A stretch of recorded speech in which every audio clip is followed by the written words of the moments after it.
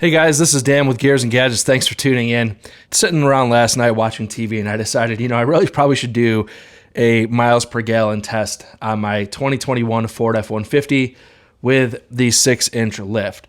Now I've been tracking the gas mileage with this truck since the day I bought it back in late July of 2021 through all of the modifications that I have made, from being stock to new wheels and tires, 2-inch leveling, skid plates underneath the truck, 33-inch tires. Now I'm at 35-inch tires and the 6-inch lift that I did myself here in the garage. You can watch that video. I'll link it so you can take a look at that. So I have now had this lift on the truck for about 2,600 miles, maybe a little bit more. I've done that in about 2 months' time. And most of those miles were put on from a trip that I took leaving here in Phoenix, driving up to Las Vegas.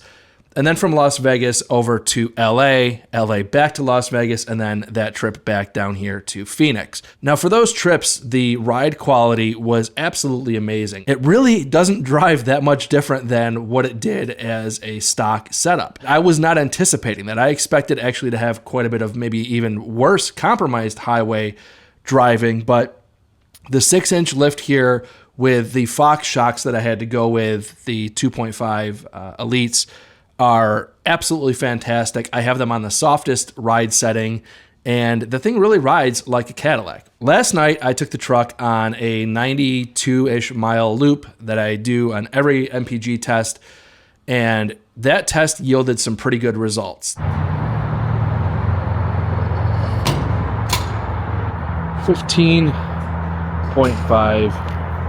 MPGs. Last time we ran this, 17.9, so 2.4 MPG hit.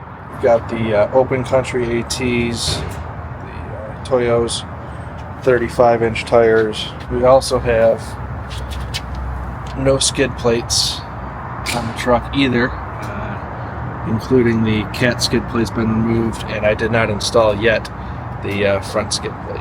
When I do my MPG loops here in Phoenix, I set it at cruise control. I do not, as much as possible, alter from 75 miles an hour.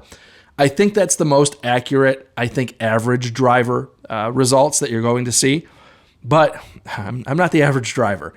When I was on my road trip from Phoenix to Vegas and LA and all that, a lot of those stretches of road are 70, 75 mile an hour stretches. And when you're doing 80 to 85 miles an hour in that range, your gas mileage is absolutely going to suffer, even if you're on a stock setup. Now, the overall MPG that I've got on this lift, I've got 13.95 MPG, and that's over about 2,600 miles. Now, comparing that to the stock setup, I was getting about 17.98. So basically a 4 MPG average hit that I've taken with the overall lift. But again, that's because most of the driving I even do here locally in Phoenix. 80 is a pretty common traveled speed. So 15.5 MPG, that's really not too bad. Now, that is certainly not a number that's going to get the environmentalists shouting hooray, but I think 15.5 MPG on a 6-inch lifted truck without any of the skid plates underneath is pretty promising. If you have a 6-inch lifted truck, I don't care what brand, please drop a comment down below. What is the brand of the truck? What is the motor? And what is your MPG that you're seeing on average? And if that's clocked or if it's just dash MPG.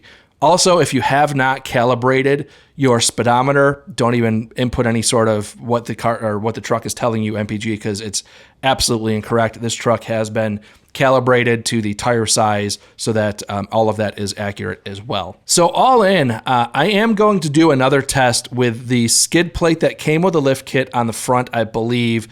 I've also had a conversation with Talon's Garage about maybe trying to retrofit the catalytic converter skid plate that I had on the truck previously before doing the lift kit, because I do think that smoothing out the underbody of the truck where there is a lot of disturbed air probably could improve that miles per gallon. If I could get 16.5 MPG out of a 6-inch lifted truck, I think that would be pretty mind-blowing, honestly. But overall, I've got to say, I'm really happy I did the lift. I was really hesitant to do it in the first place. I've never been a lifted truck person. I've never gone down that path before.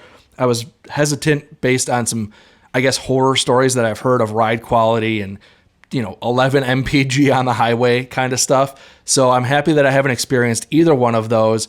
Overall, it's been an incredibly pleasurable experience.